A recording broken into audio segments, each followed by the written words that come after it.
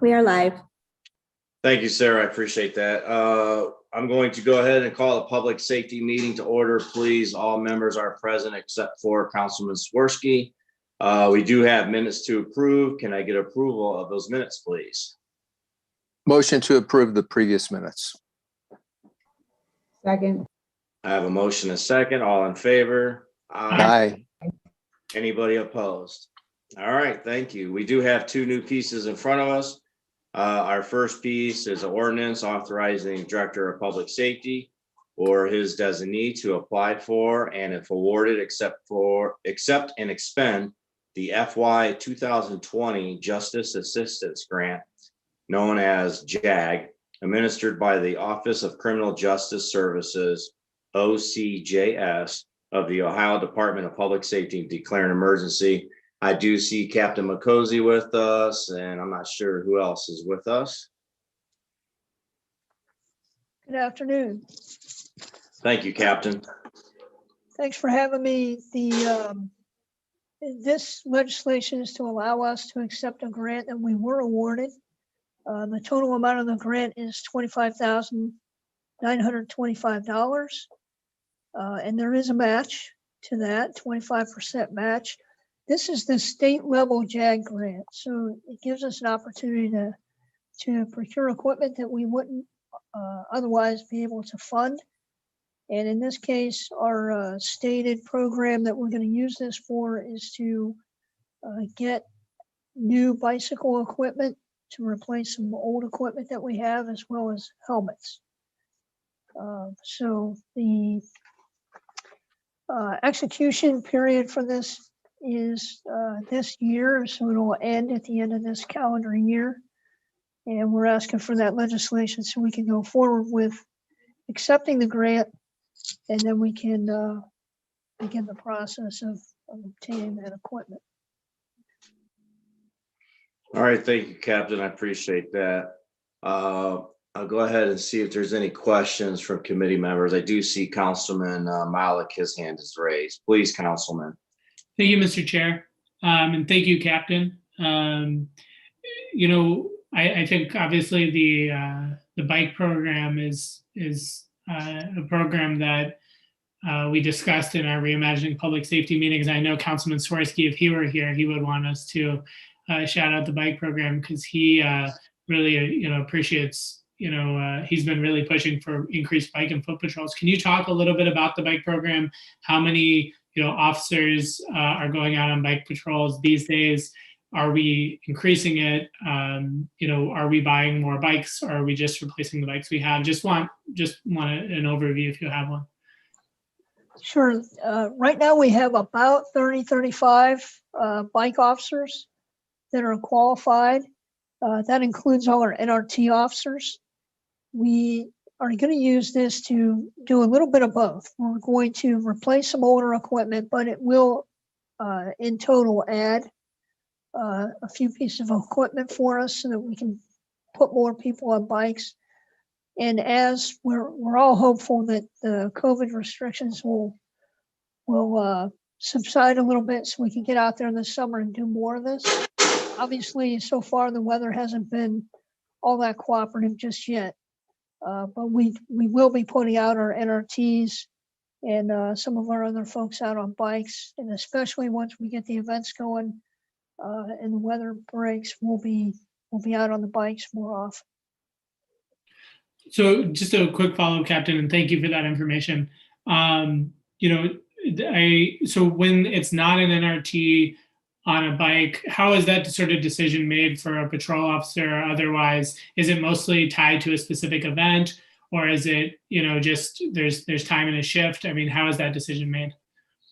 Those are made by the captains as they go. All of our events are sort of managed through our community relations office, so they keep track of big events and stay in contact with the shift commanders to ask for bike officers that are available. The NRTs actually work for the zone commanders, so from time to time they can put out those details as they see fit. I know from my own experience, I used to send them out not only for events, but on occasion I would send them out into the district to work that day on a bike, and it's a little bit different. But they enjoy doing it. Our officers love being out there on the bikes and being a little more engaged with the public. So it really works out nicely. Yeah, thank you, sir. And yeah, I've spoken enough, so I'll end it here. But just want to plug like the discussion we had, I think 2 weeks ago, that really I think the more opportunities we can get our officers interacting with citizens on bikes, on foot patrols, just interactions where folks see each other's humanity and the tensions are a little bit lower than on the calls for service. I think it's just a great opportunity. So I appreciate what this grant is heading towards. Thank you, Councilman. Any other committee members? I don't see any other council members want to weigh in on this one. All right, moving along. Captain McCosy, what's your wishes? Consent agenda is fine. All right, thank you. Motion for consent agenda. Second. Thank you, Councilman Malik and Councilman McKittrick. We have a motion and a second. All in favor? Aye. Aye. Anybody opposed on that? All right, thank you. We'll put that on the consent agenda. Our second piece and final piece, ordinance authorizing the Director of Public Safety or his designee to apply for, and if awarded, accept and expend the FY 2020 Coronavirus Emergency Supplemental Funding, known as CESF, administered through the Office of Criminal Justice Services, OCJS, of the Ohio Department of Public Safety, and declare an emergency. And I believe Captain McCosy, you're going to speak of this too. I am, sir. Thank you. And this is again a state level grant. It's similar to the federal level grant that we also applied for some time ago. In this case, we did receive the decision back, and we were awarded $29,600 on this or thereabout. And this will be used to fund and reimburse overtime for our 911 center that's related to COVID, as well as picking up some new equipment, laptop wise. There's a handful of laptops on there, and then to also reimburse PPE and cleaning supplies that we're continuing to need through this situation we're in. So that's what that's for. And it also has the same execution period. It's going to be for the rest of this year and closes out at the end of December. So we'd like to go ahead with accepting this grant and apply for the reimbursements that we can do through this, as well as purchase a little bit of equipment and supplies. Thank you, Captain. I appreciate that. Let's see, any questions or comments from committee members first? I do not see any. Any other council members on council? I do see Councilwoman Omobian, please. You are on mute.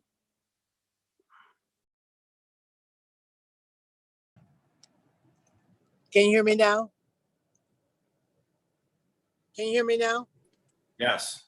Okay, thank you. Thank you, Mr. Chair. If we have spent money prior to this, Captain, on PPE or any of those related items that this grant would cover, will we be able to use these funds to reimburse the city? Yes, and that's something that we do keep track of pretty closely.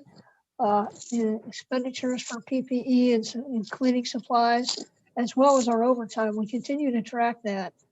And in the previous iteration at the federal level, we submitted for police overtime and to cover that, but this is just for the 911 center is what we're going to cover with this one, so that we can recover some of those costs.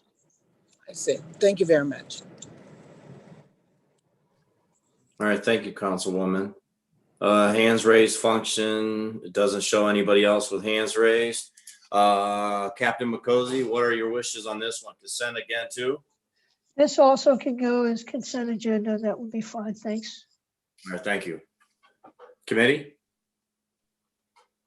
Motion for consent. Second.